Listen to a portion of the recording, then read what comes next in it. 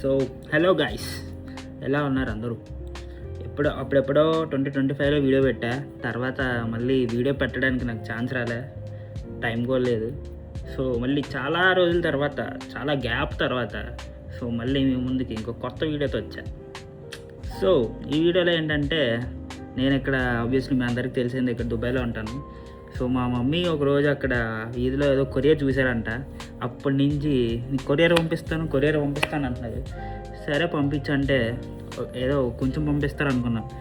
తీరా చూస్తే ఇక్కడ see guys, this is what. ఎవరమ్మా ఇన్ని పంపించేది? I don't know. సో ఇప్పుడు మనం ఒక్కొక్కటి అన్ప్యాక్ చేద్దాం. Okay, let's go.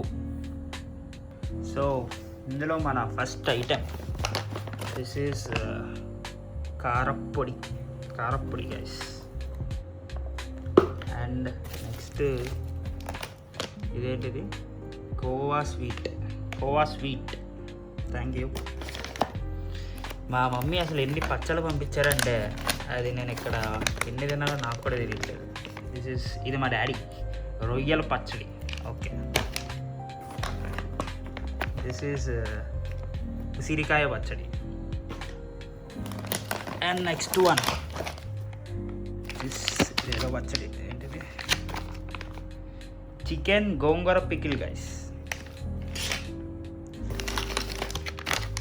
And next నిమ్మకాయ పచ్చడి. ఇంకా అయిపోలే, ఉన్నాయి, చాలా ఉన్నాయి. దిస్ ఇస్ మళ్ళీ ఉసిరికాయ పచ్చడి. అండ్ దిస్ ఈస్ ఆవకాయ.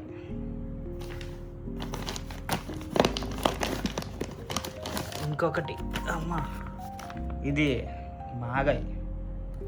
మొత్తం అమ్మా ఏందమ్మా పంపించేది? 1 2 3 4 5 6 7 అంటే 7 రకాల పచ్చళ్ళు guys. Next item, this is పొడి, శనగ పొడి.